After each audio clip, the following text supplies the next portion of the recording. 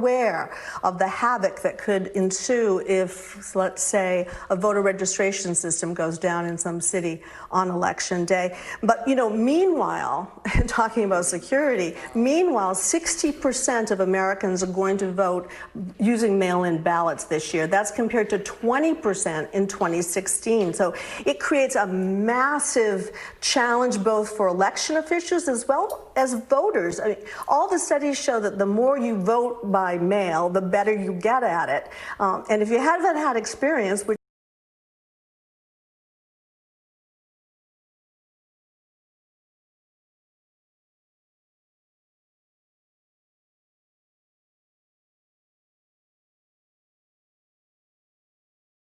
both for election officials as well as voters. I mean, all the studies show that the more you vote by mail, the better you get at it.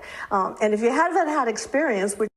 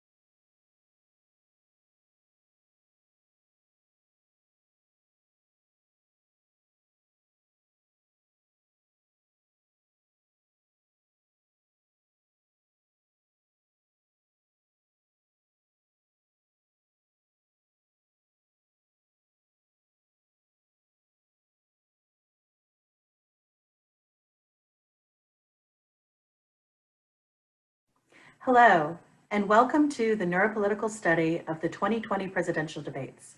My name is Michelle Nagella, PhD of Behavioral Neuroscience and VP of Research and Innovation at HCD Research. We at HCD are joined by Shimmer Research, IVP Labs, and Schlesinger Research in a live applied neuroscience study of second-by-second voter reactions to these debates. Applied neuroscience, also known as neuromarketing, uses neuroscience tools which measure non-conscious reactions to stimuli, in this case, the experience that voters have with the 2020 presidential debates. This market research consortium have all used and are well-versed in the use of applied consumer neuroscience in consumer research for more than 15 years in order to identify and uncover consumer beliefs and reactions that they are often unwilling or unable to express. For this study, we are using galvanic skin response, GSR, which is a biometric signal that is used to study the autonomic or psychophysiological or neuroactivation of sweat glands.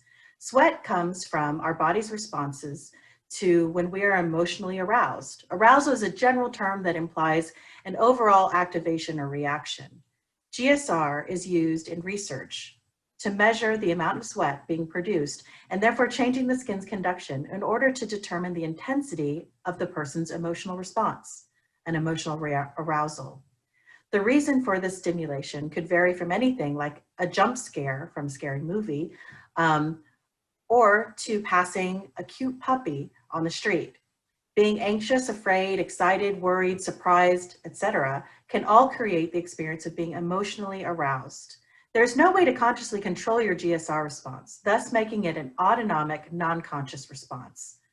Trump, Biden, and undecided voters will be attending a focus group facility in Eastland, New Jersey to watch this first 2020 presidential debate while being neurophysiologically measured via biometric sensors for the psychophysiological response to the statements, demeanors, and stage movements of the candidates. Neurophysiological data for each of the 3 voter segments will be viewable in real time. As the voters watch, sensors will pick up electrical impulses that reveal the second-by-second psychophysiological responses. And now I'm going to hand it off to Jeff of Shimmer, who will describe the equipment we are going to use tonight. Thanks, Michelle. I'm Jeff Gill, president of Shimmer Americas. Tonight, we're using Shimmer's Neuralink system to monitor participants. It uses small wireless sensors to monitor galvanic skin response and heart rate. These sensors are connected wirelessly to a computer which evaluates each participant's response and merges all of them together to provide an aggregate measure of how the full group is responding. The Neuralink system has 2 unique capabilities that make it particularly well suited to studies of live events. First, it's able to monitor a statistically significant group of people simultaneously. Second, it performs the analysis in real time, so you can kind of watch the event and understand what's going on and unfolding in the minute. We've done many events like live concerts, sporting events. We've done Super Bowl studies many times, but this debate may be the most interesting of all. Emotions are running very high, and we really don't know what to expect. We're also streaming our results live over the internet for the first time. We hope you enjoy watching it. For Election Day on November 3rd. The candidates are going to face off in just a few moments. We're about 3 minutes away. There's the stage, Belmont University in Nashville, Tennessee. Now, you may remember the first debate. It was filled with interruptions, quite unorthodox. The Commission on Presidential Debates decided then to change the rules a bit. Yeah, the microphone of the candidate who isn't speaking will be muted for the first 2 minutes of each separate debate topic. Well, let's get to, I should say NBC's White House correspondent and Weekend Today, Kristen Welker, is moderating tonight's debate. The Debate Commission says she will not be responsible for fact-checking the candidates, but our team of correspondents and analysts is standing by to do just that. And for real-time fact-checking, you can go to NBCnews.com. Well, we just saw a few moments ago the guests have now been seated. The candidates are waiting to take the stage. Let's get to NBC's chief White House correspondent, Hallie Jackson. She's inside the debate hall. Hallie, set the scene. Savannah, so much anticipation here at Belmont University tonight. You can hear a pin drop in the room before these two candidates walk out on stage to begin their final face-off. Watch for President Trump to go after former Vice President Joe Biden's son, Hunter Biden, and unverified emails about his business dealings, a story that many intelligence experts say has all the hallmarks of a foreign interference campaign. For his part, Joe Biden is expected to keep his focus squarely on the coronavirus pandemic and the president's response to that, giving his message directly to American voters. There is the potential, of course, for interruptions, although the mic muting that you discussed at the top of the broadcast could help that. We should note that moderator Kristen Welker is not responsible for that mute button. That falls on the Commission on Presidential Debates. Savannah? All right, Hallie. NBC's political director and moderator of Meet the Press, Chuck Todd, will be watching along with us. Chuck, lay it out. What's at stake here tonight? Well, this is Donald Trump's last chance to change the trajectory of this race, but let's be realistic here. I think that's what we're all trying to figure out tonight is everybody around Donald Trump has told him what he needs to do. The question is, will he change his behavior from the first debate? The first debate did real damage to his campaign. He has to have a good debate performance tonight. I don't know if he can. If he's obsessed with Hunter Biden, I don't know if he can have a good debate performance if he does that. All right, Chuck. And we know that they took down the plexiglass that had been put up there earlier, deciding that it wasn't necessary. We saw both of the candidates arrive here just a short time ago and have been in their holding rooms and now about to come out for what was originally going to be the third debate, but ends up being the second and final debate between these two men. We're about 10 seconds away. Kristen Welker at the ready. There are 6 segments, 15 minutes each, a 2-minute statement by each candidate at the top, followed by discussion. And so we will turn it over to our colleague, NBC News' Kristen Welker. Good evening from Belmont University in Nashville, Tennessee. I'm Kristen Welker of NBC News, and I welcome you to the final 2020 presidential debate between President Donald J. Trump and former Vice President Joe Biden. Tonight's debate is sponsored by the Commission on Presidential Debates. It is conducted under health and safety protocols designed by the Commission's health security advisor. The audience here in the hall has promised to remain silent. No cheers, boos, or other interruptions, except right now, as we welcome to the stage former Vice President Joe Biden and President Donald J. Trump.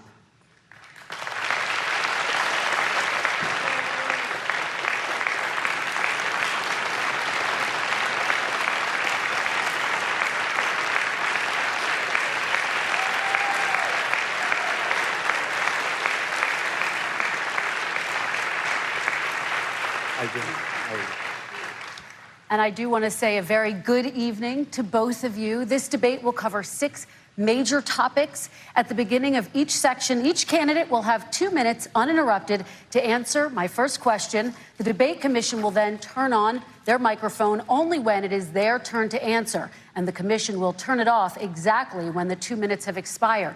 After that, both microphones will remain on, but on behalf of the voters, I'm going to ask you to please speak one at a time. The goal is for you to hear each other and for the American people to hear every word of what you both have to say.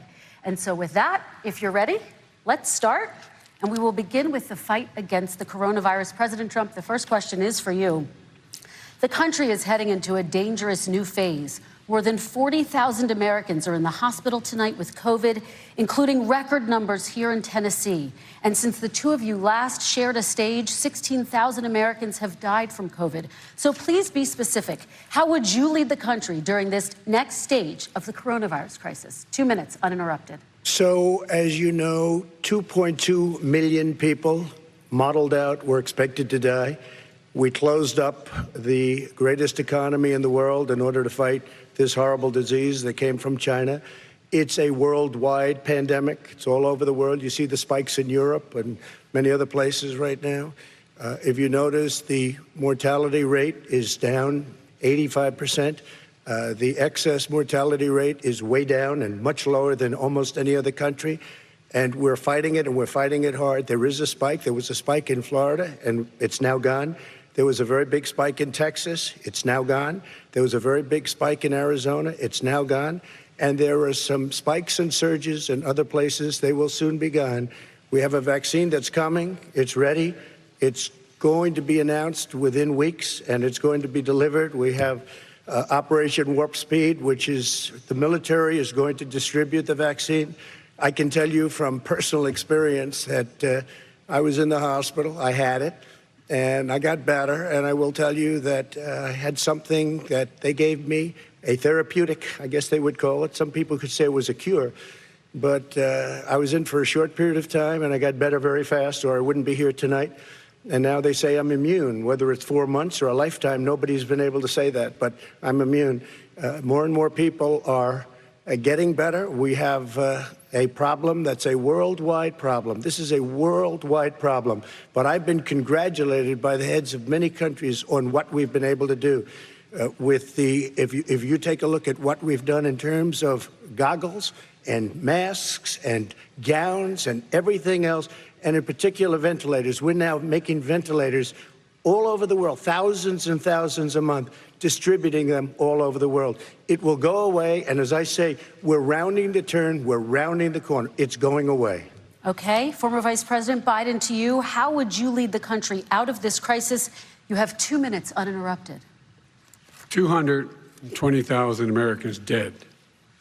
If you hear nothing else I say tonight, hear this. Anyone who's responsible for not taking control, in fact, not saying I take no responsibility initially, anyone who's responsible for that many deaths should not remain as President of the United States of America. We're in a situation where there are 1,000 deaths a day now, 1,000 deaths a day, and there are over 70,000 new cases per day. Compared to what's going on in Europe, as the New England Medical Journal said, they're starting from a very low rate. We're starting from a very high rate.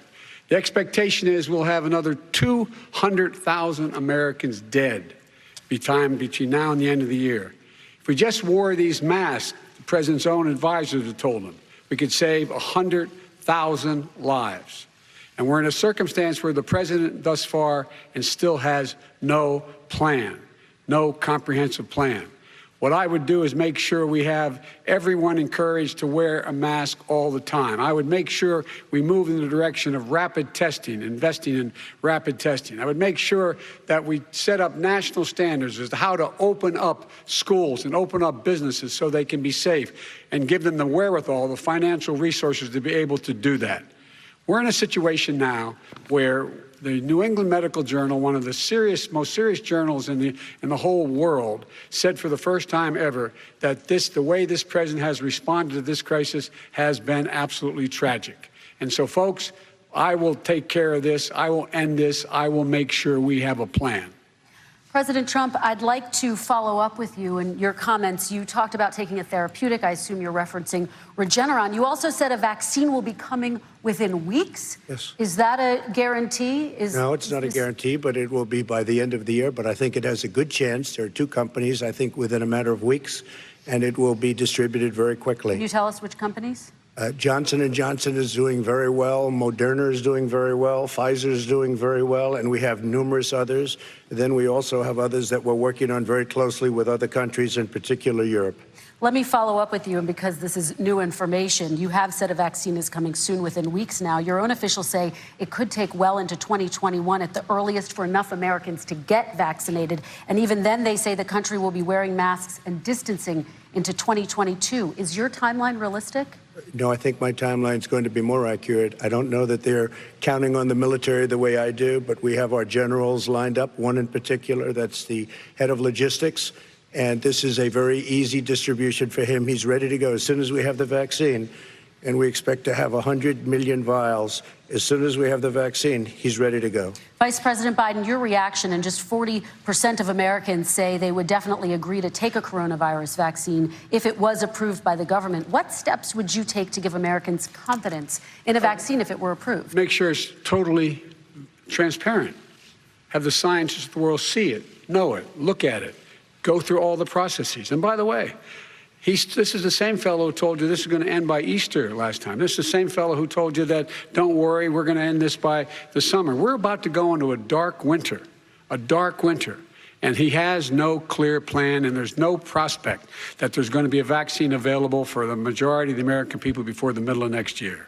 President Trump, your reaction, he says you have no plan. I don't think we're going to have a dark winter at all. We're opening up our country. We've learned and studied and understand the disease, which we didn't at the beginning. When I closed and banned China from coming in heavily infected, and then ultimately Europe, but China was in January. Months later, he was saying I was xenophobic. I did it too soon. Now he's saying, oh, I should have, moved quicker. But he didn't move quicker. He was months behind me, many months behind me. And frankly, he ran the H1N1 swine flu, and it was a total disaster, far less lethal, but it was a total disaster. Had that had this kind of numbers, 700,000 people would be dead right now, but it was a far less lethal disease. Look, his own person who ran that for him, who, as you know, was his chief of staff, said it was catastrophic, it was horrible, we didn't know what we were doing. Now he comes up and he tells us how to do this. Also, everything that he said about the way every single move that he said we should make, that's what we've done. We've done all of it. But he was way behind us. Vice President Biden, your response. Our response is he is xenophobic, but not because he shut down access from China. And he did it late after 40 countries had already done that. In addition to that, what he did, he made sure that we had 44 people that were in there in China trying to get to Wuhan to determine what exactly the source was. What did the president say in January? He said, no, he said, he's being transparent. The president of China is being transparent. We owe him a debt of gratitude. We have to thank him. And then what happened was we started talking about using the Defense Act to make sure we go out and get whatever is needed out there to protect people. And again, I go back to this. He had nothing. He did virtually nothing. And then he gets out of the hospital and he talks about, don't worry, it's all going to be over soon. Come on. There's not another serious scientist in the world who thinks it's going to be over soon. President Trump, your reaction? I say over soon. I say we're learning to live with it. We have no choice. We can't lock ourselves up in a basement like Joe does. He has the ability to lock himself up. I don't know. He's obviously made a lot of money someplace, but he has this thing about living in a basement. People can't do that. By the way, I, as the president, couldn't do that. I'd love to put myself in the basement or in a beautiful room in the White House and go away for a year and a half until it disappears. I can't do that. And Kirsten, every meeting I had, and I'd meet a lot of families, including Gold Star families and military families, every meeting I had, and I had to meet them. I had to. It would be horrible to have canceled everything. I said, this is dangerous. And you catch it. And, I caught it. I learned a lot. Great doctors, great hospitals. And now I recovered. 99.9% of young people recover. 99% of people recover. We have to recover. We can't close up our nation. We have to open our school, and we can't close up our nation, or you're not going to have a nation. And of course, the CDC has said young people can get sick with COVID-19 and can pass it. Vice President Biden, I want to talk broadly about strategy, though. Can I respond to that? 30 seconds, please, and then I have a question. No, number one, he says that we're learning to live with it. People are learning to die with it. You folks home will have an empty chair at the kitchen table this morning. That man or wife going to bed tonight and reaching over to try to touch out of habit where their wife or husband is gone. Learning to live with it. Come on. We're dying with it because he has never said, you said it's dangerous. When's the last time? Is it really dangerous still? Are we dangerous? You tell the people it's dangerous now? What should they do about the danger? And you say, I take no responsibility. Let me talk about your two. Excuse me, I take full responsibility. It's not my fault that it came here. It's China's fault. And you know what? It's not Joe's fault that it came here either. It's China's fault. They kept it from going into the rest of China for the most part, but they didn't keep it from coming out to the world, including Europe and ourselves. Vice President Biden. The fact is that when we knew it was coming, when it hit, what happened? What did the president say? He said, don't worry, it's going to go away. Be gone by Easter. Don't worry. The warm weather. Don't worry. Maybe inject bleach. He said he was kidding when he said that, but a lot of people thought it was serious. A whole range of things the president has said. Even today, he thinks we are in control. We're about to lose 200,000 more people. President Trump. Look, perhaps just to finish this, I was kidding on that, but just to finish this, when I closed, he said I shouldn't have closed. And that went on for months. Nancy Pelosi said the same thing. She was dancing on the streets in Chinatown in San Francisco. But when I closed, he said, this is a terrible thing, you're xenophobic. I think he called me racist even, and because I was closing it to China. Now he says I should have closed it earlier. It just, Joe, it doesn't work. I didn't say either of those things. You certainly did. You certainly did. I talked about a xenophobia in a different context. It wasn't about closing the border to Chinese coming to the United States. All right, I want to talk about both of your different strategies to handling He thought this. I shouldn't have closed the border. Well, that's obvious. Do you want to respond to that quickly, Vice President No. Biden? Okay.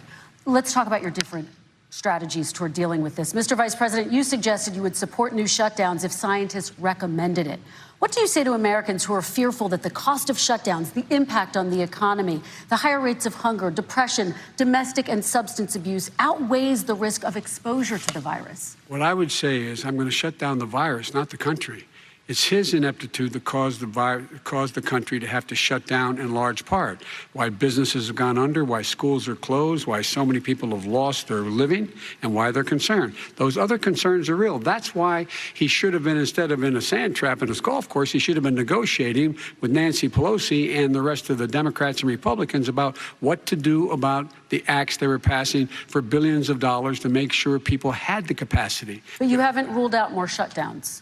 Well, no, I'm not shutting down the neighbor, but there are, look, you need standards. The standard is if you have a reproduction rate in a community that's above a certain level, everybody says, slow up, more social distancing, do not open bars and do not open gymnasiums, do not open until you get this under control, under more control. But when you do open, give the people the capacity to be able to open and have the capacity to do it safely. For example, schools. Schools, they need a lot of money to open. They need to deal with ventilation systems. They need to deal with smaller classes, more teachers, more pods. And he's refused to support that money, or at least up to now. Let's talk about schools. President Trump, I think we have to respond, if I might. Please, and then I have a follow-up. Thank you, and I appreciate that. Look, all he does is talk about shutdowns, but forget about him. His Democrat governors, Cuomo in New York, you look at what's going on in California, you look at Pennsylvania, North Carolina, Democrats all, they're shut down so tight, and they're dying. They're dying. And he supports all these people. All he talks about is shutdowns. No, we're not going to shut down, and we have to open our schools.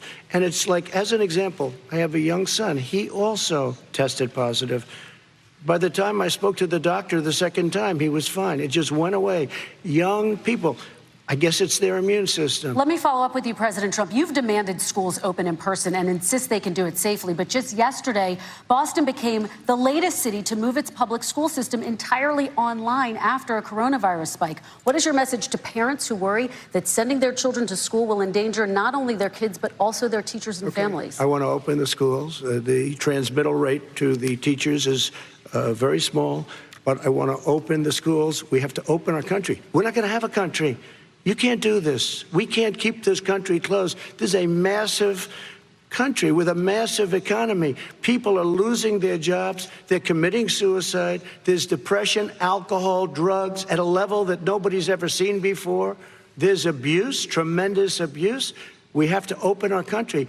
You know, I've said it often. The cure cannot be worse than the problem itself. And that's what's happening. And he wants to close down. He'll close down the country if one person in our massive bureaucracy says we should close it down. Vice President Biden, your response. Simply not true. We ought to be able to walk and chew gum at the same time. We ought to be able to safely open, but when they need resources to open.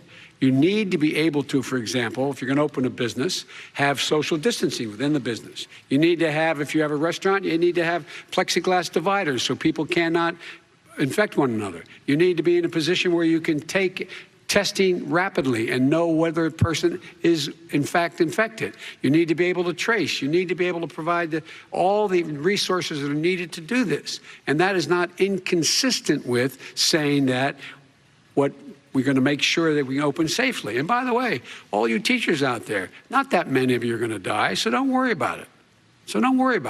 Come on. President Trump, let me follow up with you quickly. By the way, I will say this. If you go and look at what's happened to New York, it's a ghost town. It's a ghost town. And when you talk about plexiglass, these are restaurants that are dying. These are businesses with no money. Putting a plexiglass is unbelievably expensive, and it's not the answer. I mean, you're going to sit there in a cubicle wrapped around with plastic. These are businesses that are dying, Joe. You can't do that to people. You just can't. Take a look at New York and what's happened to my wonderful city for so many years. I loved it. It was vibrant. It's dying. Everyone's leaving New York. Take a look at what New York has done in terms of turning the curve down in terms of the number of people dying. And I don't look at this in terms of the way he does. Blue states and red states. They're all the United States. And look at the states that are having such a spike in the coronavirus. They're the red states. They're the states in the Midwest. They're the states in the upper Midwest. That's where the spike is occurring significantly. But they're all Americans. They're all Americans. And what we have to do is say, wear these masks, number one. Make sure we get the help that the businesses need that has money's already been passed to do that. It's been out there since the beginning of the summer, and nothing's happened. President, New York has lost more than 40,000 people, 11,000 people in nursing homes. President Trump, what about... When you say spike, take a look at what's happening in Pennsylvania, where they've had it closed. Take a look at what's happening with your friend in Michigan, where her husband's the only one allowed to do anything. It's been like a prison. Now, it was just ruled unconstitutional. Take a look at North Carolina. They're having spikes, and they've been closed. And they're getting killed financially. We can't let that happen, Joe. You can't let that happen. We have to open up. And we understand the disease. We have to protect our seniors. We have to protect our elderly. We have to protect especially our seniors with heart problems and diabetes problems. And we will protect them. We have the best testing in the world by far. That's why we have so many cases. Let me follow up with you before we move on to our next section. President Trump, this week you called Dr. Anthony Fauci, the nation's best-known infectious disease expert, quote, a disaster. You described him and other medical experts as, quote, idiots. If you're not listening to them, who are you listening to? I'm listening to all of them, including Anthony. I get along very well with Anthony. But he did say, don't wear masks. He did say, as you know, this is not going to be a problem. I think he's a Democrat, but that's okay. He said, this is not going to be a problem. We are not going to have a problem at all. When Joe says that, I said, Anthony Fauci said, and others, and many others, and I'm not knocking him a lot. Nobody knew. Look, nobody knew what this thing was. Nobody knew where it was coming from, what it was. We've learned a lot. But Anthony said, don't wear masks. Now he wants to wear masks. Anthony also said, if you look back, exact words, here's his exact words. This is no problem. This is going to go away soon. So he's allowed to make mistakes. He happens to be a good person. Vice President Biden, your response quickly, and then we're going to move on to the next section. My response is that think about what the president knew in January and didn't tell the American people. He was told this was a serious virus that spread in the air, and it was much worse than the flu. He went on record and said to one of your colleagues, recorded, that in fact he knew how dangerous it was, but he didn't want to tell us. He didn't want to tell us because he didn't want us to panic. He didn't want us, Americans don't panic. He panicked. But guess what? In the meantime, we found out in the New York Times the other day that, in fact, his folks went to Wall Street and said this is a really dangerous thing. And a memo out of that meeting, not from his administration, but from some of the brokers, said sell short because we got to get moving. It's a dangerous problem. Well, this is I'm going to give you 30 seconds to respond, and then we're going to move on. The Wall Street one, I don't know. Somebody went to Wall Street. You're the one that takes all the money from Wall Street. I don't take it. You have raised a lot of money. Tremendous amounts of money. And every time you raise money, deals are made, Joe. I could raise so much more money as president and as somebody that knows most of those people. I could call the heads of Wall Street, the heads of every company in America. I would blow away every record, but I don't want to do that because it puts me in a bad position.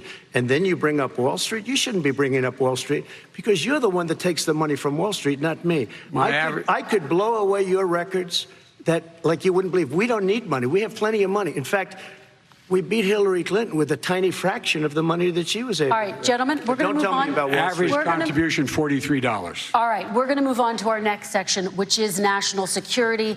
And I do want to start with the security of our elections and some breaking news from overnight. Just last night, top intelligence officials confirmed again that both Russia and Iran are working to influence this election.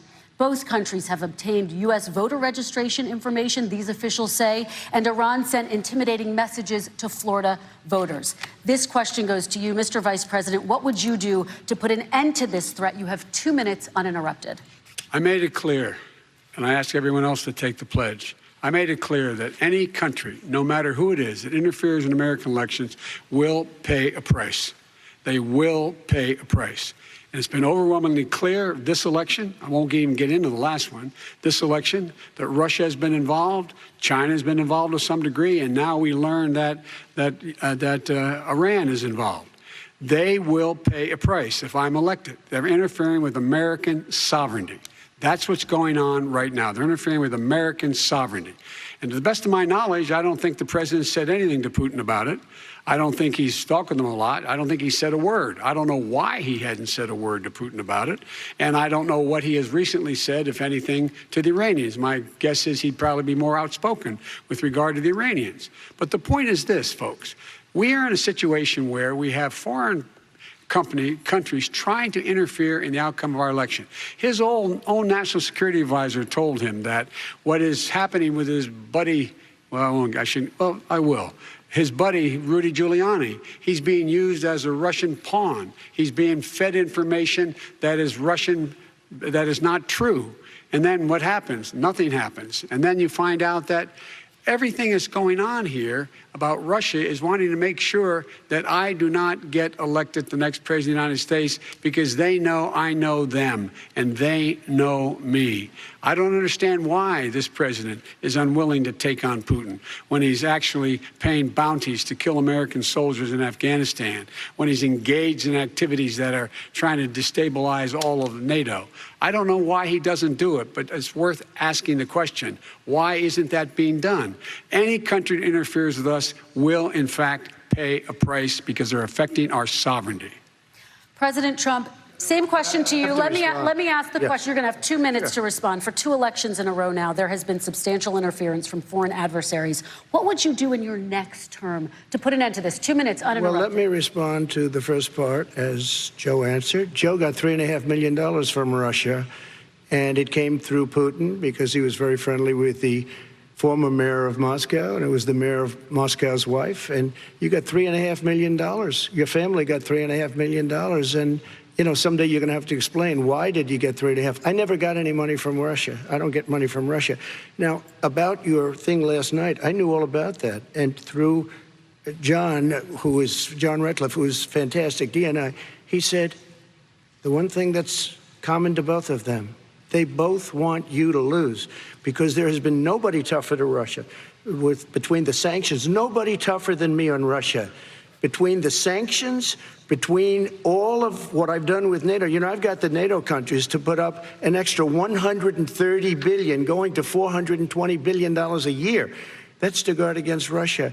I sold, while he was selling pillows and sheets, I sold tank busters to Ukraine. There has been nobody tougher on Russia than Donald Trump. And I'll tell you, they were so bad. They took over the submarine port. You remember that very well. During your term, during you and Barack Obama, they took over a big part of what should have been Ukraine. You handed it to them, but you were getting a lot of money from Russia. They were paying you a lot of money, and they probably still are. But now, with what came out today, it's even worse. All of the emails, the horrible emails of the kind of money that you were raking in, you and your family. And Joe, you were vice president when some of this was happening, and it should have never happened. And I think you owe an explanation to the American people. Why is it? Somebody just had a news conference a little while ago who was essentially supposed to work with you and your family, but what he said was damning. And regardless of me, I think you have to clean it up and talk to the American people. Maybe you can do it right now. Vice President Biden, you may respond. 30 seconds. And then I do want to follow up on the election security. I have not taken a penny from any foreign source ever in my life. We learned that this president paid 50 times the tax in China, has a secret bank account with China, does business in China, and in fact is talking about me taking money. I have not taken a single penny from any country whatsoever, ever. Number one. Number two, this is a president, I have released all of my tax returns, 22 years. Go look at them. 22 years of my tax return. You have not released a single solitary year of your tax return. What are you hiding? Why are you unwilling? The foreign countries are paying you a lot. Russia's paying you a lot. China's paying you a lot. And your hotels and all your businesses all around the country, all around the world. And China's building a new road to a new a golf course you have overseas. So what's going on here? Why don't release your tax return or stop talking about corruption? President Trump, your response. First of all, I called my accountants under audit. I'm going to release them as soon as we can. I want to do it, and it'll show how successful, how great this company is. But much more importantly than that, people were saying $750. I asked them a week ago, I said, what did I pay? They said, sir, you prepaid tens of millions of dollars. I prepaid my tax. Tens over the last number of years. Tens of millions of dollars I prepaid. Because at some point they think it's an estimate. They think I may have to pay tax. So I already prepaid it. Nobody told me that. Did your accountant Nobody tell told you that. Excuse me. And it wasn't written whenever they write this. They keep talking about $750, which I think is a filing fee. But let me just tell you, I prepaid millions and millions of dollars in taxes. Number one. Number two, I don't make money from China. You do. I don't make money from Ukraine. You do. I don't make money from Russia. You made $3.5 million, Joe, and your son gave you. They even have a statement that we have to give 10% to the big man. You're the big man, I think. I don't know, maybe you're not, but you're the big man, I think. Your son said we have to give 10% to the big man.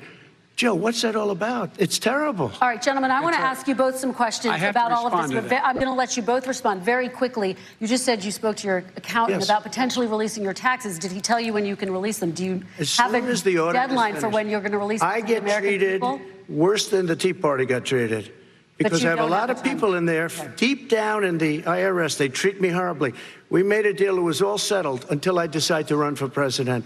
I get treated very badly by the IRS, very unfairly. But we had a deal all done. As soon as we're completed with the deal, I want to release it. But I have paid millions and millions of dollars, and it's worse than paying.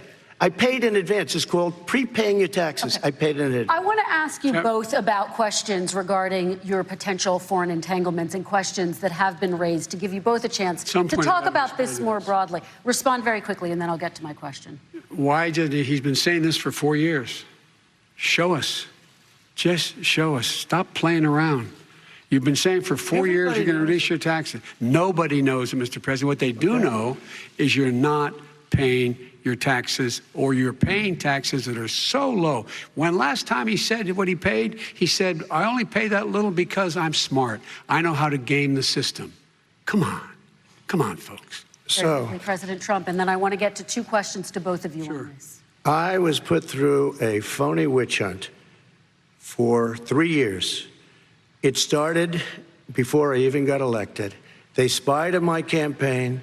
No president should ever have to go through what I went through. Let me just say this. Mueller and 18 angry Democrats and FBI agents all over the place spent $48 million. They went through everything I had, including my tax returns, and they found absolutely no collusion and nothing wrong. $48 million. I guarantee you, if I spent $1 million on you, Joe, I could find plenty wrong. Because the kind of things that you've done and the kind of monies that your family has taken, I mean, your brother made money in Iraq, millions of dollars. Your other brother made a fortune, and it's all through you, Joe. And they say you get some of it, and you do live very well. You have houses all over the place. You live very well. All right, gentlemen, let me just ask some questions about all of this broadly. Vice President Biden, there have been questions about the work your son has done in China and for a Ukrainian energy company when you were vice president. In retrospect, was anything about those relationships inappropriate or unethical? Nothing was unethical. Here's what the deal. With regard to Ukraine, we had this whole question about whether or not, because he was on the board, I later learned of a Burisma, a company, that somehow I had done something wrong. Yet every single solitary person, when he was going through his impeachment, testifying under oath who worked for him, said, I did my job impeccably. I carried out U.S. policy. Not one single solitary thing was out of line. Not a single thing, number one. Number two, the guy who got in trouble in Ukraine was this guy trying to bribe the Ukrainian government to say something negative about me, which they would not do and did not do because it never, ever, ever happened. My son has not made money in terms of this thing about What are you talking about? China. I have not had the only guy who made money from China is this guy. He's the only one. Nobody else has made money from China. President Trump, let me ask my question to you. But could I just one thing? Very quickly. His son didn't have a job for a long time, was sadly no longer in the military service. I won't get into that. And he didn't have a job. As soon as he became vice president, Burisma, not the best reputation in the world. I hear they paid him $183,000 a month. Listen to this. 183, and they gave him a $3 million upfront payment. All right. And he had no energy. I'm going to let the vice president respond to that quickly, and then I need to get to a dishonest. question to you. Very No quickly, basis for that. Everybody investigated that. No one said anything he did was wrong in Ukraine. Okay, President Trump, this is for you. Since you took office, you've never divested from your business. You've personally promoted your properties abroad. A report this week, which was referenced, does indicate that your company has a bank account in China. So how can voters know that you don't have any foreign conflicts of interest? I have many bank accounts, and they're all listed, and they're all over the place. I mean, I was a businessman doing business. The bank account you're referring to, which is everybody knows about it, it's listed. The bank account was in 2013. That's what it was. It was opened it was closed in 2015, I believe. And then I decided, because I was thinking about doing a deal in China like millions of other people. I was thinking about it, and I decided I'm not going to do it. Didn't like it. I decided not to do it. Had an account open, and I closed it. Okay. Excuse me. And then, unlike him, where he's vice president and he does business, I then decided to run for president after that. That was before. So I closed it before I even ran for president, let alone became president. Big difference. He is the vice president of the United States, and his son, his brother, and his other brother are getting rich. They're like a vacuum cleaner. They're sucking up money every President Trump, place he thank you. goes. We do need to move on. I do want to ask you, Vice President Biden, about China. Let's talk about China more broadly. There have, of course, President Trump has said that they should pay for not being fully transparent in regards to the coronavirus. If you were president, would you make China pay? And please be specific. What would that look like? What I'd make China do is play by the international rules, not like he has done. He has caused the deficit of China to go up, not down, with China, up, not down. We are making sure that in order to do business in China, you have to give all your intellectual property. You have to have a partner in China. It's 51%. We would not do that at all, number one. Number two, we're in a situation where China would have to play by the rules internationally as well. When I met with Xi, when I was still vice president, he said we're setting up air identification zones in the South China Sea. You can't fly through them. I said we're going to fly through them. We just flew B-52, B-1 bombers through it. We're not going to pay attention. They have to play by the rules. And what's he do? He embraces guys like the thugs like in North Korea and the Chinese president and Putin and others, and he pokes his finger in the eye of all of our friends, all of our allies. We make up we're 25% of the world's economy. We need to be having the rest of our friends with us saying to China, these are the rules. You play by them or you're going to pay the price for not paying by them economically. That's the way I will run it. And that's what we did in upholding steel tariffs and a range of other things when we were president and vice president. All right, let's talk about North Korea. Excuse me, no, I have to respond to that. Okay.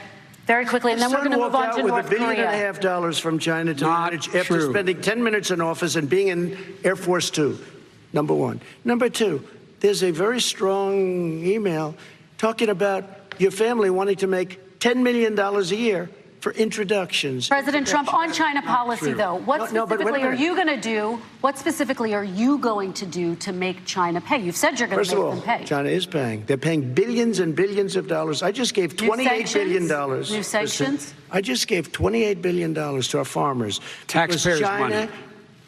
It's what? Taxpayers' money. Didn't come from China. You know who the taxpayer is? It's called China. China paid $28 billion, and you know what they did to pay it, Joe? They devalued their currency, and they also paid up. And you know who got the money? Our farmers, our great farmers, because they were targeted. You never charged them anything. Also, I charged them 25% on dumped steel because they were killing our steel industry. We were not going to have a steel industry. Okay. And now we have a steel industry. Okay, Vice President Biden, your response, please. My response is, look, this isn't about, there's a reason why he's bringing up all this malarkey.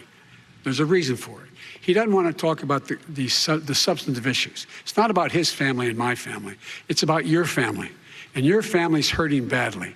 If you're making less than, if you're a middle-class family, you're getting hurt badly right now.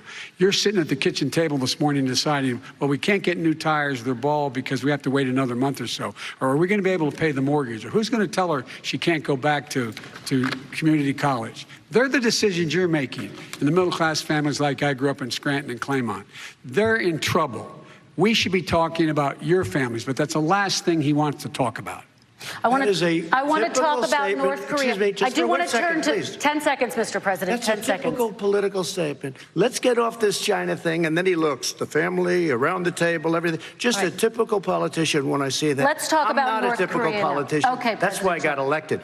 Let's get off the subject of China. Let's talk around sitting around the table. All right. Come on, Joe, you can do better. We're going to talk about North Korea now. President Trump, you've met with North Korean leader Kim Jong-un 3 times. You've talked about your beautiful letters with him. You've touted the fact that there hasn't been a war or a long-range missile test. And yet North Korea recently rolled out its biggest ever intercontinental ballistic missile and continues to develop its nuclear arsenal. Do you see that as a betrayal of the relationship you forged? Just 30 seconds here because we need to get on to the next. So when I met with Barack Obama, we sat in the White House right at the beginning, had a great conversation. It was supposed to be 15 minutes, and it was well over an hour.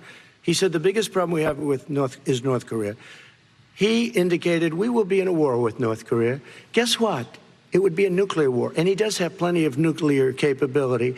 In the meantime, I have a very good relationship with him.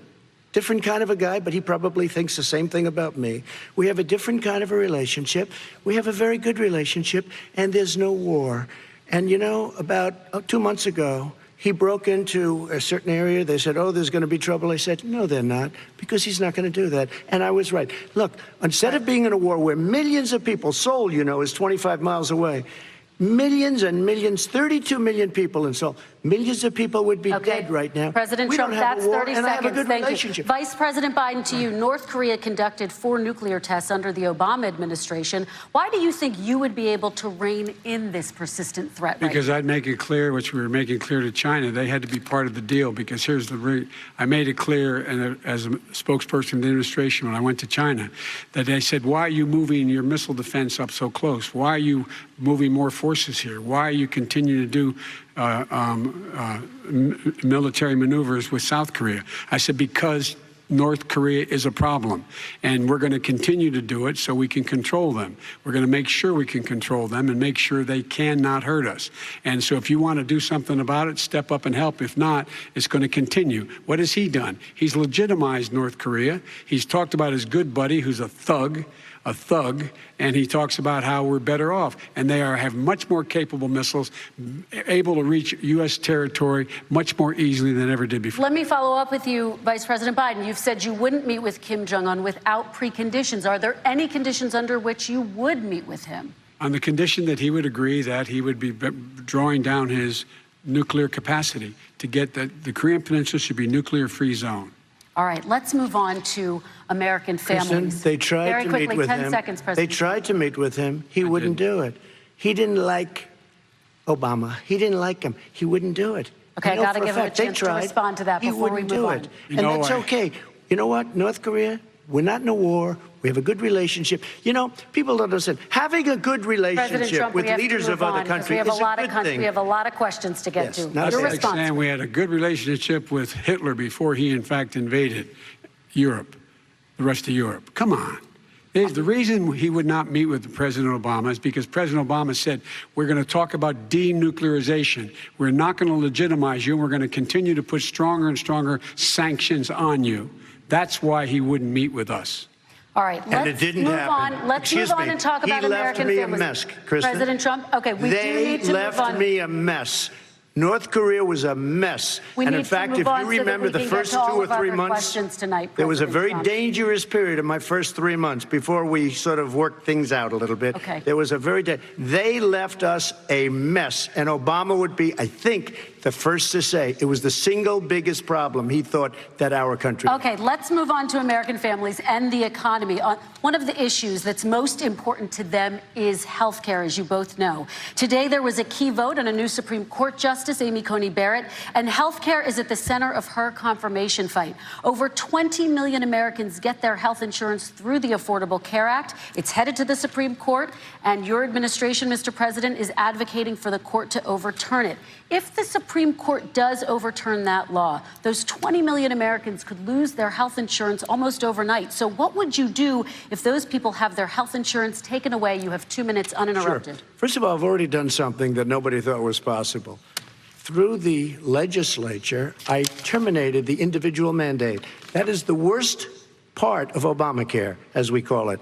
The individual mandate where you have to pay a fortune for the privilege of not having to pay for bad health insurance. I terminated. It's gone. Now it's in court because Obamacare is no good. But then I made a decision. Run it as well as you can to my people, great people. Run it as well as you can. I could have gone the other route and made everybody very unhappy. They ran it. Premiums are down. Everything's down. Here's the problem. No matter how well you run it, it's no good. What we'd like to do is terminate it. We have the individual mandate done. I don't know that it's going to work. If we don't win, we will have to run it, and we'll have Obamacare, but it'll be better run. But it no longer is Obamacare, because without the individual mandate, it's much different. Pre-existing conditions will always stay. What I would like to do is a much better health care, much better, will always protect people with pre-existing. So I'd like to terminate Obamacare, come up with a brand new, beautiful health care. The Democrats will do it because there'll be tremendous pressure on them, and we might even have the House by that time, and I think we're going to win the House, okay? You'll see, but I think we're going to win the House.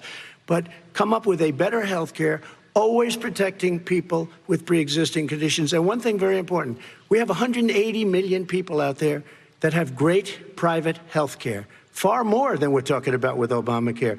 Joe Biden is going to terminate all of those policies. These are people that love their health care, people that have been successful, middle-income people, been successful. They have 180 million plans, 180 million people, families, under what he wants to do, which will basically be socialized medicine. He won't even have a choice. They want to terminate 180 million plans. We have done an incredible job on health care, and we're going to do even better. Okay, Vice President Biden, yes, this is for you. Your health care plan calls for building on Obamacare. So my question is, what is your plan if the law is ruled unconstitutional by the Supreme Court? You have 2 minutes uninterrupted. What I'm going to do is pass Obamacare with a public option. It'll become Biden care. The public option is an option that says that if you, in fact, do not have the wherewithal to be, if you qualify for Medicaid and you do not have the wherewithal in your state to get Medicaid, you automatically are enrolled, providing competition for insurance companies. That's what's going to happen. Secondly, we're going to make sure we reduce the premiums and reduce drug prices by making sure that there's competition that doesn't exist now, by allowing the Medicare to negotiate drug prices with the insurance companies. Thirdly, the idea that I want to eliminate private insurance, the reason why I had such a fight with 20 candidates for the nomination was I support private insurance. That's why not one single person with private insurance would lose their insurance under my plan, nor did they under Obamacare. They did not lose their insurance unless they chose they wanted to go to something else. Lastly, we're going to make sure we're in a situation that we actually protect pre-existing. There's no way he can protect pre-existing conditions. None, zero. You can't do it in the ether. He's been talking about this for a long time. He's never come up with a plan. I guess we're going to get the pre-existing condition plan the same time we get the infrastructure plan that we've been waiting since 17, 18, 19, and 20. The fact, I still have a few more minutes. I know you're getting anxious. The fact is that he's already cost the American people, because of his terrible handling of the COVID virus and the economic spillover, 10 million people have lost their private insurance.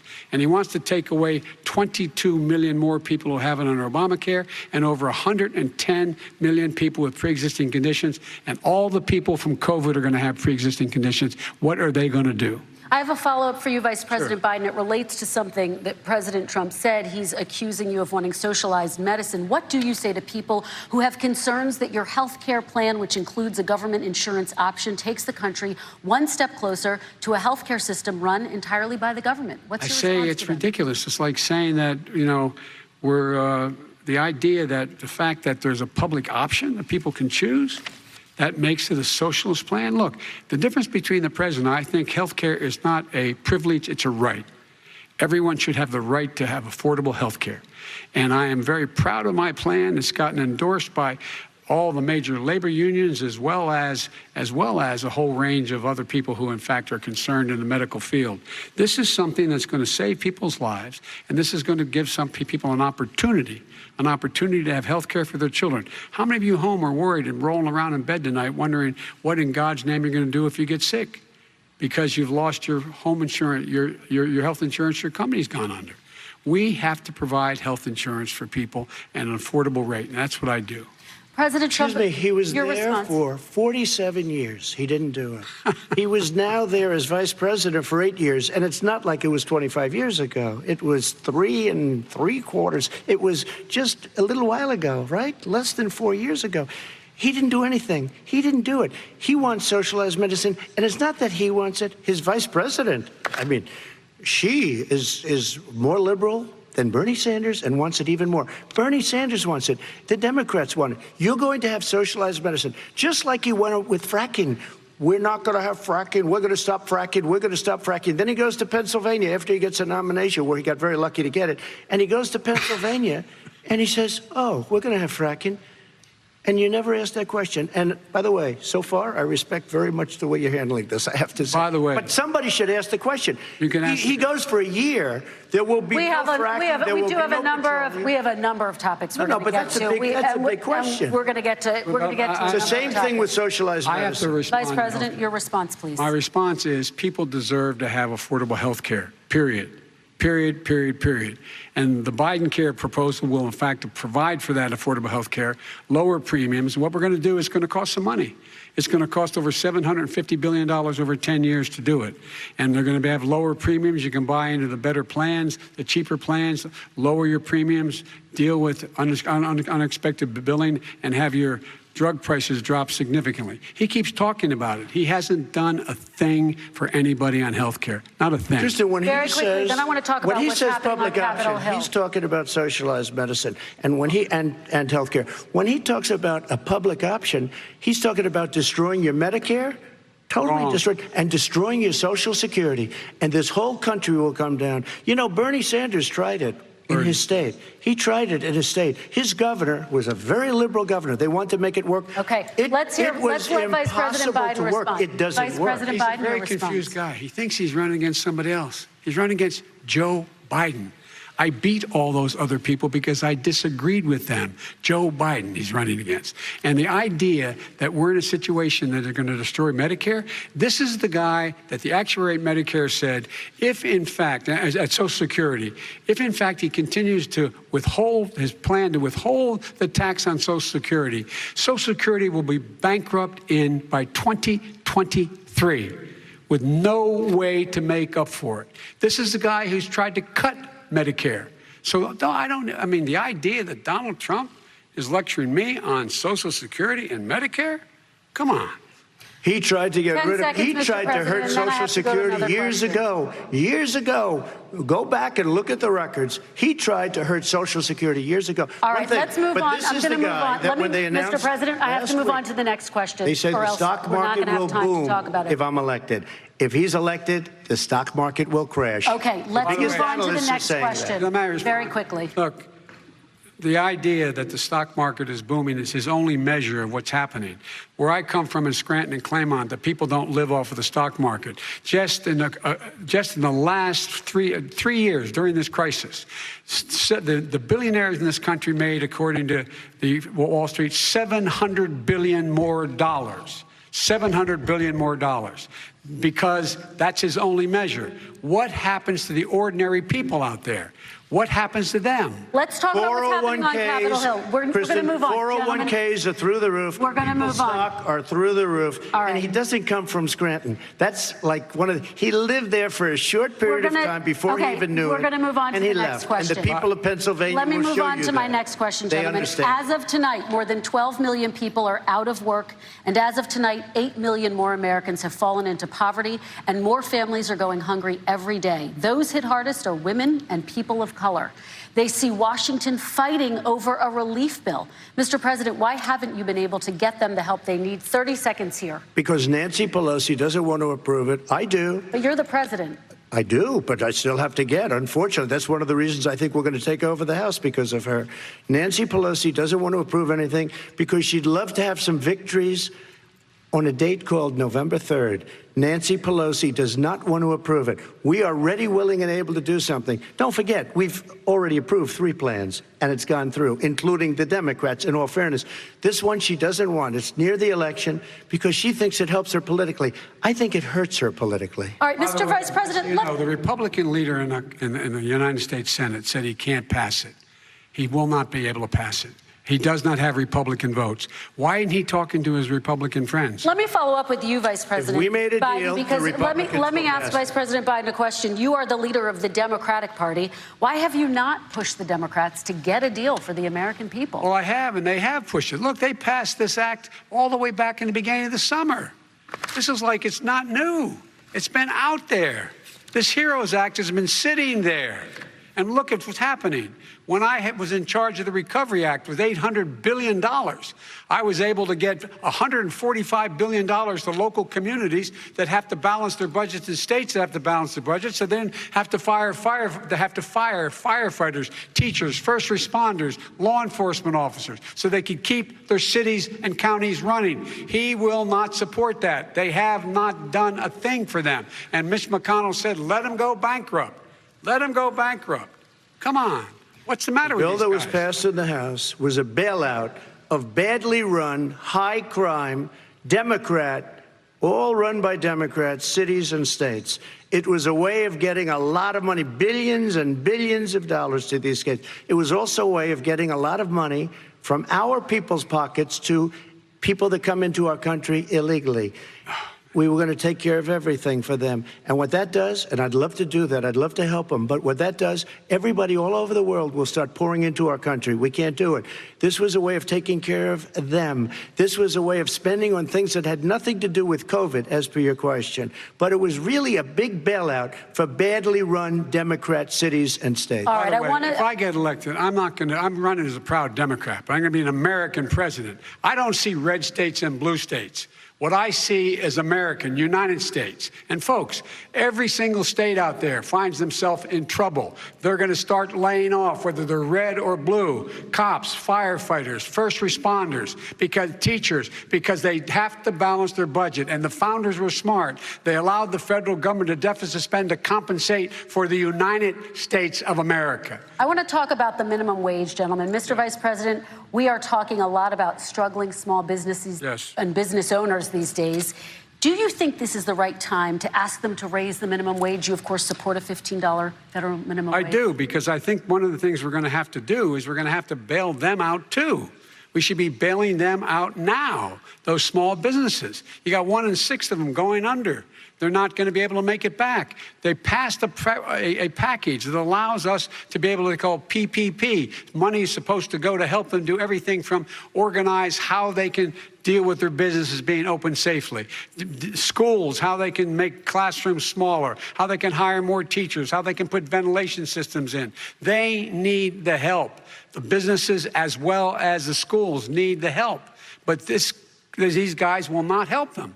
Is not giving them any of the money. We are going to move on to immigration, one thing very but I quickly, want to get your we have to help our small businesses by raising the minimum wage. That's not helping.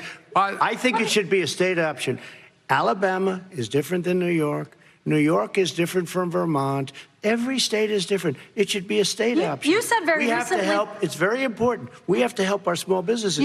How are you helping your small businesses when you're forcing wages? What's going to happen, and what's been proven to happen, is when you do that, these small businesses fire many of their employees. You said very recently you would consider raising the federal minimum wage to $15 an hour. You said recently you would consider raising the federal minimum wage to $15 an hour. Is that still the case? And I would consider it to an extent, but what I really like, in a second administration, but not to a level that's going to put all these businesses out of business.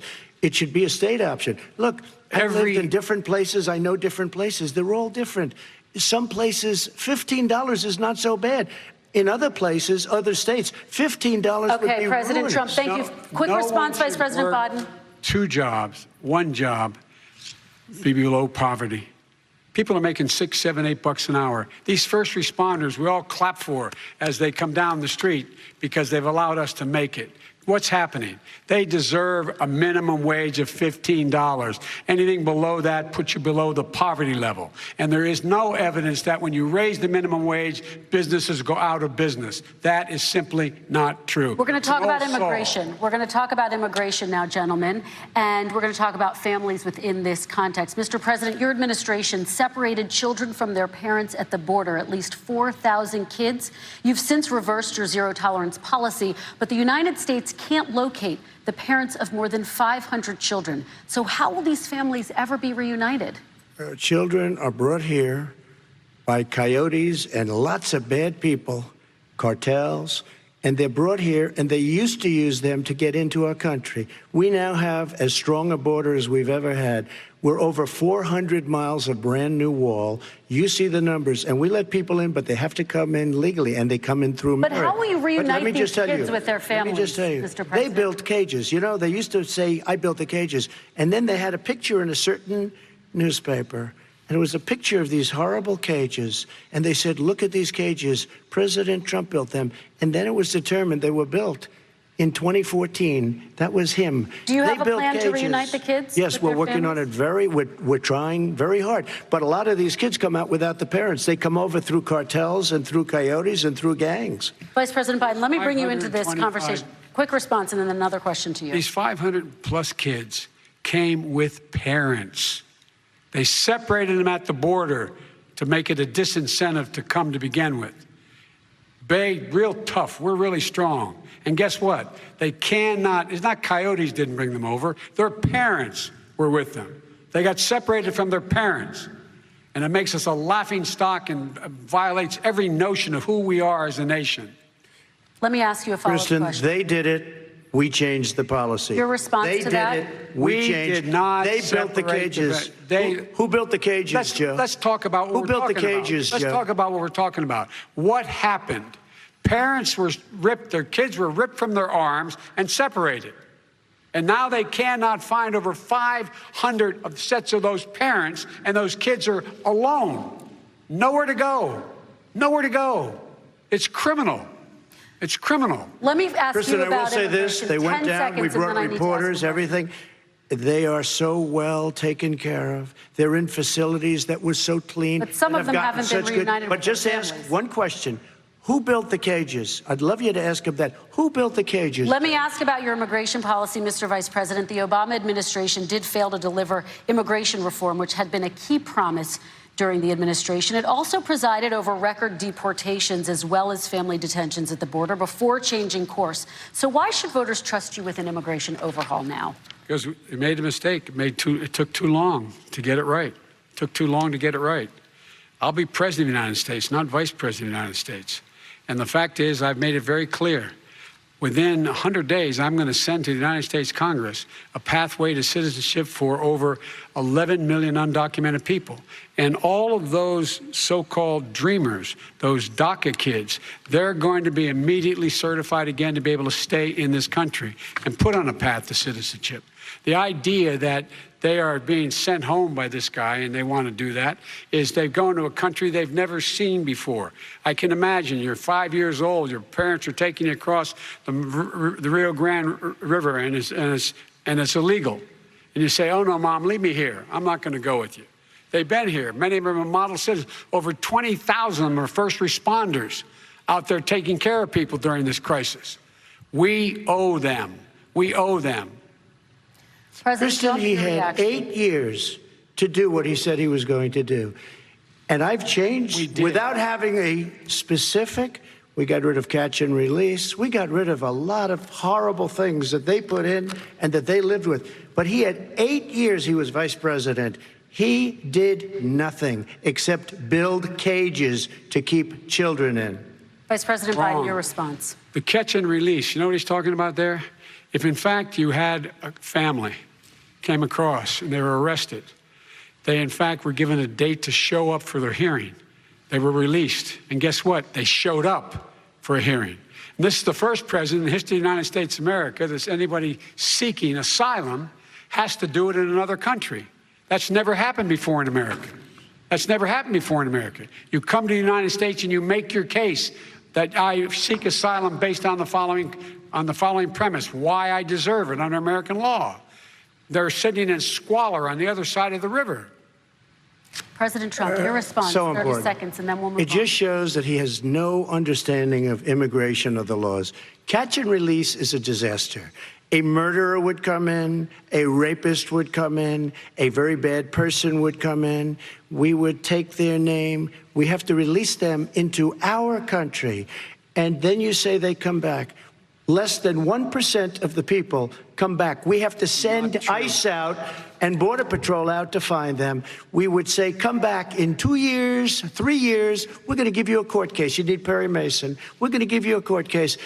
When you say they come back, they don't come back, Joe. They never come back. Only the really, I hate to say this, but those with the lowest IQ, they might come back. Okay, President Trump, let's give Vice President Biden a chance to respond, and then we're going to move on to the next section. You don't know the law, Joe. Vice President Biden, your response. Know the law, what he's telling you is simply not true. Well, check it out. They don't come back. Check it out. All right, let's move on. But we don't have to worry the next about it because they section. terminated it, so we don't have to worry about it. Let's move on to the next And you have section. 525 kids not knowing where in God's name they're going to be and lost their parents. Go ahead. All right. Let's talk about our next section, which is race in America. And I want to talk about the way Black and brown Americans experience race in this country. Part of that experience is something called the talk. It happens regardless of class and income. Parents who feel they have no choice but to prepare their children for the chance that they could be targeted, including by the police, for no reason other than the color of their skin. Mr. Vice President, in the next 2 minutes, I want you to speak directly to these families. Do you understand why these parents fear for their children? I do. I do. You know, my daughter is a social worker, and she's written a lot about this. She has her graduate degree from the University of Pennsylvania in social work. And you know, one of the reasons why I ended up working on the east side of Wilmington, Delaware, which is 90% African American, was to learn more about what was going on. What I never had to tell my daughter, if she's pulled over, make sure she puts, for a traffic stop, put both hands on top of the wheel and don't reach for the glove box because someone may shoot you. But a black parent, no matter how wealthy or how poor they are, has to teach their child when you're walking down the street, don't have a hoodie on when you go across the street. Making sure that you, in fact, if you get pulled over, just yes, sir, no, sir, hands on top of the wheel, because you are, in fact, the victim, whether you're a person making child of a $300,000 a year person or someone who's on food stamps. The fact of the matter is there is institutional racism in America. And we have always said, we've never lived up to it, that we hold these truths to be self-evident. All men and women are created equal. Well, guess what? We have never, ever lived up to it, but we've always constantly been moving the needle further and further to inclusion, not exclusion. This is the first president to come along and says, that's the end of that. We're not going to do that anymore. We have to provide for economic opportunity, better education, better health care, better access to schooling, better access to opportunity to borrow money to start businesses. All the things we can do, and I've laid out a clear plan as to how to do those things, just to give people a shot. It's about accumulating the ability to have wealth as well as it is to be free from violence. President Trump, same question to you, and let me remind you of the question. I would like you to speak directly to these families. Do you understand why these parents fear for their children? Yes, I do. And again, He's been in government 47 years. He never did a thing except in 1994 when he did such harm to the black community. And they were called, and he called them super predators. And he said that. He said it, super predators. And they have never lived that down. 1994, your crime bill, the super predators. Nobody has done more for the black community than Donald Trump. And if you look, with the exception of Abraham Lincoln, possible exception, but the exception of Abraham Lincoln, nobody has done what I've done. Criminal justice reform. Obama and Joe didn't do it. I don't even think they tried because they had no chance at doing it. They might have wanted to do it, but if you had to see the arms I had to twist to get that done, it was not a pretty picture, and everybody knows it, including some very liberal people that cried in my office. They cried in the Oval Office. 2 weeks later, they're out saying, gee, we have to defeat him. Criminal justice reform, prison reform, opportunity zones with Tim Scott, a great senator from South Carolina. He came in with this incredible idea for opportunity zones. It's one of the most successful programs. People don't talk about it. Tremendous investment is being made. Biggest beneficiary, the black and Hispanic communities, and then historically black colleges and universities. After 3 years of coming to the office, I love some of those guys. They were great. They came into the office and they said, I said, what are you doing? After 3 years, I said, why do you keep coming back? Because we have no funding. I said, you don't have to come back every year. We have to come back because President Obama would never give them long-term funding, and I did. 10-year long-term funding, and I gave them more money than they asked for because they said, I think you need more. And I said, the only bad part about this is I may never see you again because I got very friendly with them, and they like me and I like them. But I saved historically black colleges and universities. Okay, and we're going to talk about both of your records, but your response to that, Vice President? My response to that is I never, ever said what he accused me of saying. The fact of the matter is, in 2000, though, after the crime bill had been in the law for a while, this is a guy who said, the problem with the crime bill, there's not enough people in jail. There's not enough people in jail. And go on my website, get the quote, the date when he said it. Not enough people. He talked about marauding gangs, young gangs, and the people who are going to maraud our cities. This is a guy who in the Central Park five innocent black kids, he continued to push for making sure that they got the death penalty. None of them were guilty of the crimes they were suggested. Look, and talk about granted, he did in fact let 20 people, he commuted 20 people's sentences. We commuted over 1,000 people's sentences. Over 1,000. The very law he's talking about is a law that, in fact, initiated by Barack Obama. And secondly, we're in a situation here where the federal prison system was reduced by 38,000 people under our administration. And one of these things we should be doing, there should be no minimum mandatories in the law. That's why I'm offering $20 billion to states to change their state laws to eliminate minimum mandatories and set up drug courts. No one should be going to jail because they have a drug problem. They should be going to rehabilitation, not to jail. We should fundamentally change the system, and that's what I'm going to do. But why didn't he do it 4 years ago? Why didn't you do that 4 years ago, even less than that? Why didn't you do it? You were vice president. You keep talking about all these things you're going to do and you're going to do this, but you were there just a short time ago and you guys did nothing. We did. You know, Joe, I ran because of you. I ran because of Barack Obama, because you did a poor job. If I thought you did a good job, I would have never run. I would have never run. I ran because of you. I'm looking at you now. You're a politician. I ran because of you. All right, Vice President Biden, your response to that, and then I do have some questions for both of you. Well, I tell you what, I hope he does look at me, because what's happening here is, you know who I am. You know who he is. You know his character. You know my character. You know our reputations for honor and telling the truth. I am anxious to have this race.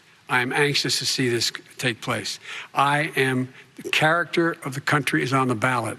Our character is on the ballot. Look at us closely. Let me ask some follow-up. Please respond, and then we're going to have follow-up questions. If this stuff is true about Russia, Ukraine, China, other countries, Iraq, if this is true, then he's a corrupt politician. All right. So don't give me the stuff about how you're this innocent baby.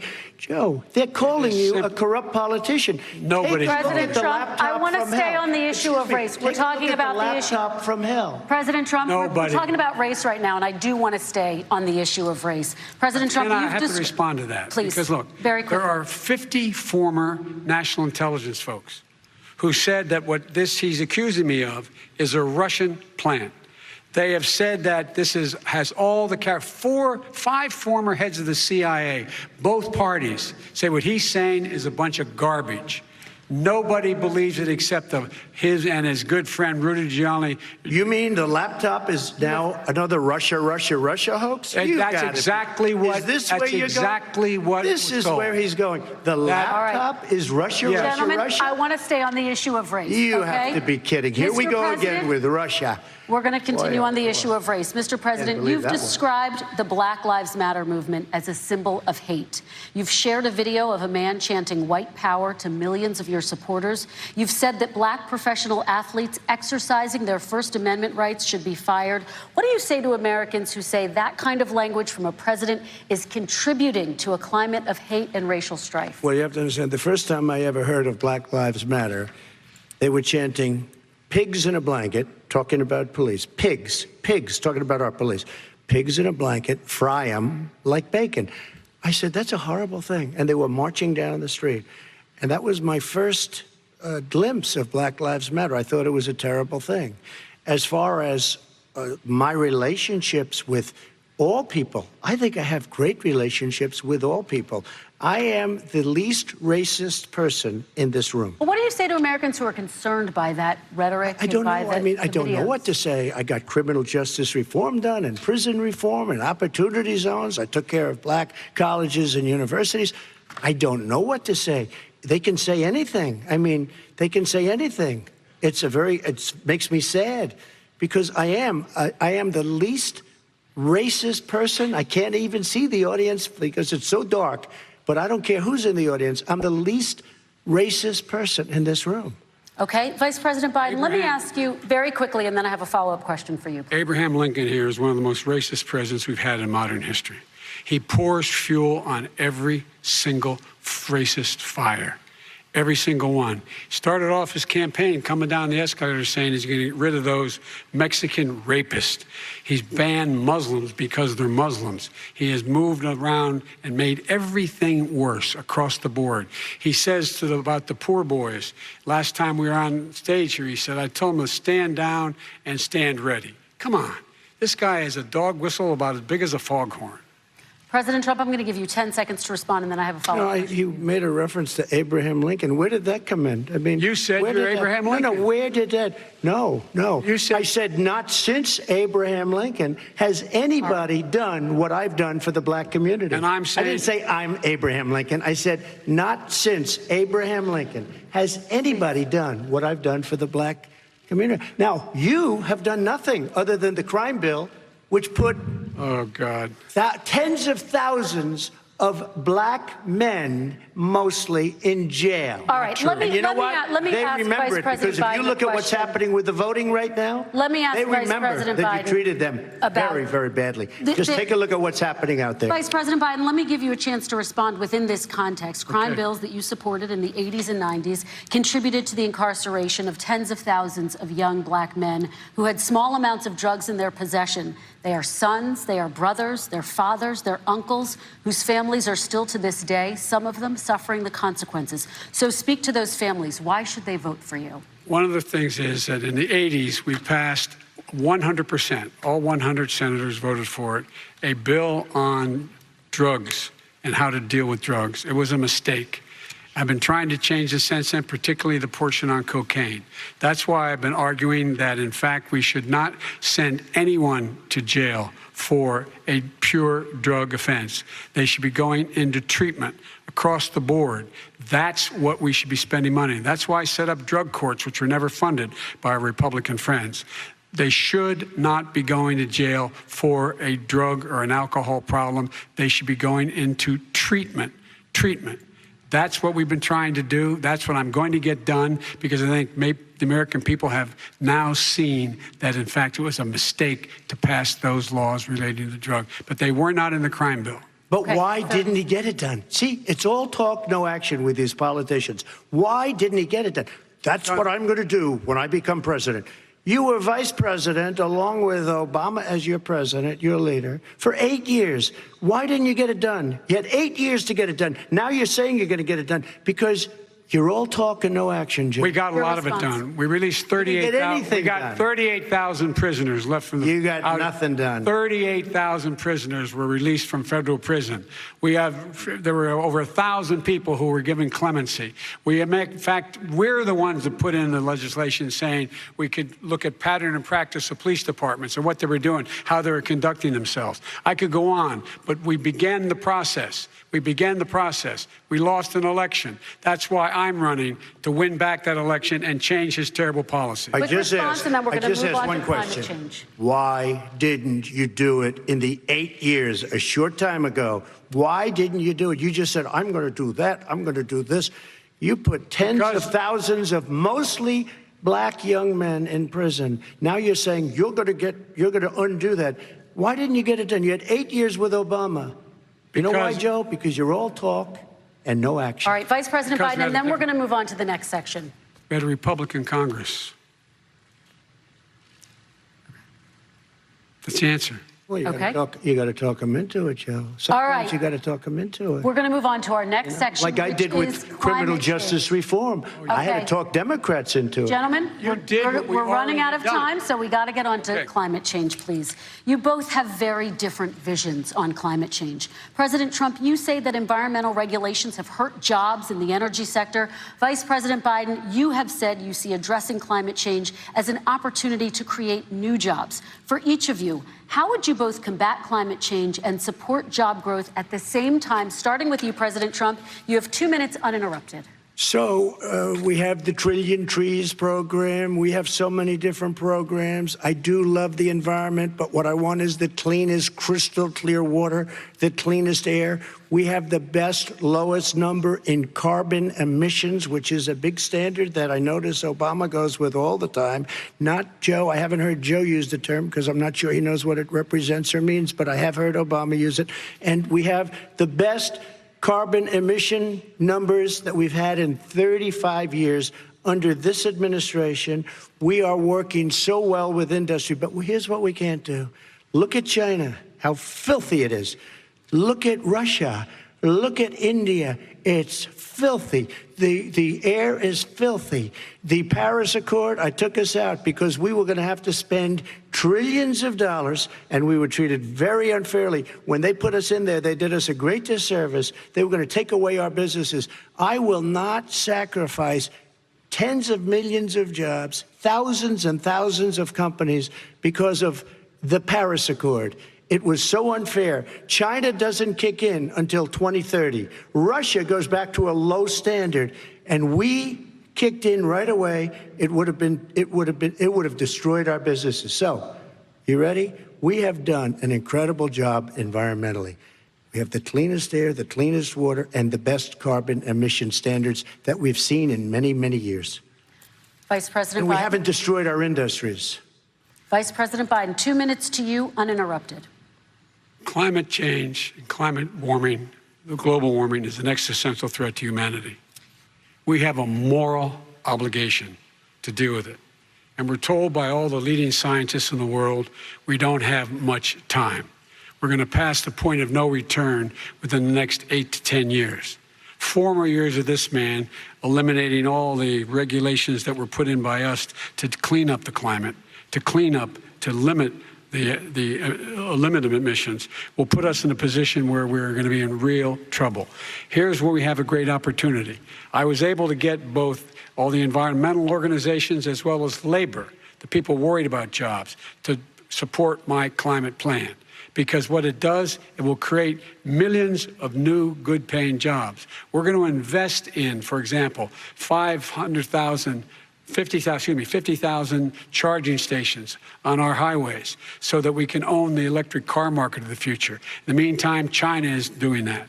We're going to be in a position where we're going to see to it that we're going to take 4 million existing buildings and 2 million existing homes and retrofit them so they don't leak as much energy, saving hundreds of millions of barrels of oil in the process and creating significant number of jobs.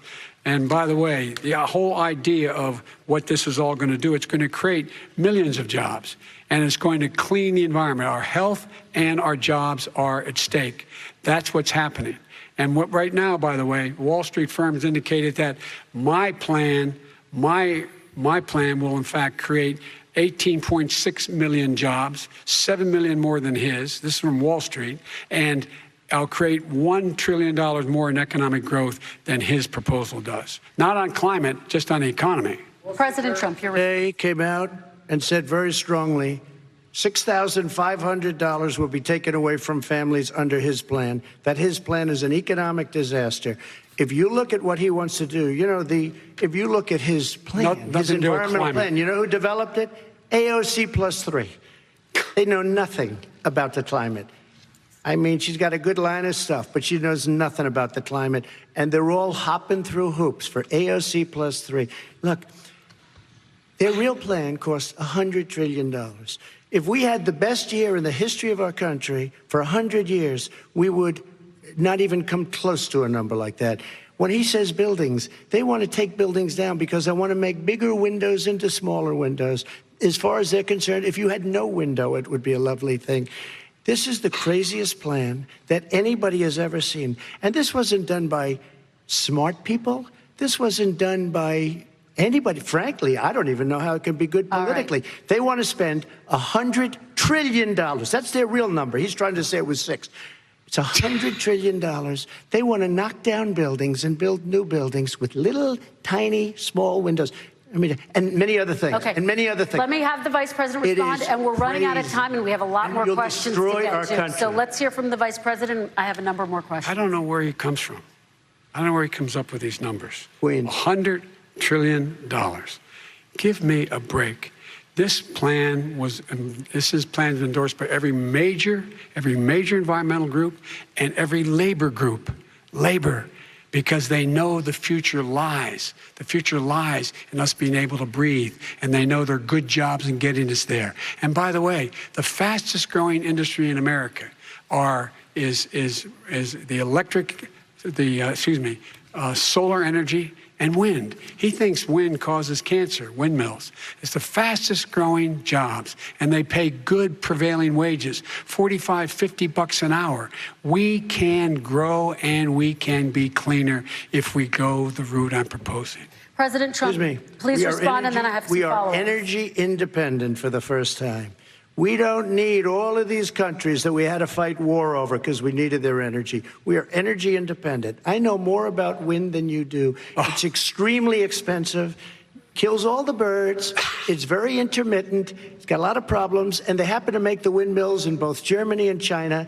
And the fumes coming up, if you're a believer in carbon emission, the fumes coming up to make these massive windmills is more than anything that we're talking about with natural gas, which is very clean. One other thing. Find me a scientist that said that. I love solar, but solar doesn't quite have it yet. It's not powerful yet to really run our big, beautiful factories that we need to compete with the world. So it's all a pipe dream. But you know what we'll do? We're going to have the greatest economy in the world. But if you want to kill the economy, get rid of your oil industry. You want to... And what about fracking? All right, let me allow Vice President Biden to respond. I never said I oppose fracking. You said it on tape. I did. Show the tape. Put it on your website. I'll put it on. Put it on the website. The fact of the matter is he's flat lying. Would you rule out banning fracking? I do rule out banning fracking because the answer, we need other industries to transition to get to ultimately a complete zero emissions by 2025. What I will do with fracking over time is make sure that we can capture the emissions from the fracking, capture the emissions from gas. We can do that, and we can do that by investing money and doing it, but it's a transition to that. I have one more question in this pod, and then we have. He was against fracking. He said it. I will show that to you tomorrow. I am against fracking. Until he got the nomination, went to Pennsylvania, then he said, but you know what, Pennsylvania? He'll be against it very soon because his party is totally against it. Fracking on federal land, I said. No fracking or oil on federal land. Let me ask this final question in this section, and then I want to move on to our final section. President Trump, people of color are much more likely to live near oil refineries and chemical plants. In Texas, there are families who worry the plants near them are making them sick. Your administration has rolled back regulations on these kinds of facilities. Why should these families give you another 4 years in office? The families that we're talking about are employed heavily, and they are making a lot of money, more money than they've ever made. If you look at the kind of numbers that we produce for Hispanic, for Black, for Asian, it's 9 times greater, the percentage gain, than it was under, in 3 years, than it was under 8 years of the 2 of them, to put it nicely. 9 times more. Now, somebody lives, I have not heard the numbers or the statistics that you're saying, but they're making a tremendous amount of money economically. We saved it, and I saved it again a number of months ago when oil was crashing because of the pandemic. We saved it. We got, say what you want about relationship, we got Saudi Arabia, Mexico, and Russia to cut back, way back. We saved our oil industry, and now it's very vibrant again. And everybody has very inexpensive gasoline. Remember Vice President Biden, your response, and then we're going to have a final question for both of you. My response is that those people live on what they call fence lines. He doesn't understand this. They live near chemical plants that, in fact, pollute, chemical plants and oil plants and refineries that pollute. I used to live near that when I was growing up in Claymont, Delaware. And all the more oil refineries in Marcus Hook and the Delaware River than there is any place, including in Houston at the time. When my mom get in the car and when there was first frost to drive me to school, turning the windshield wiper, there'd be oil slick in the window. That's why so many people in my state were dying and getting cancer. The fact is, those frontline communities, it doesn't matter what you're paying them, it matters how you keep them safe. What do? And you impose restrictions on the pollutions the pollutants coming out of those fence line communities. Okay, I have one final question. Would he close down the oil industry? It falls. Would you close down the oil industry? By the way, I would transition from the oil industry, yes.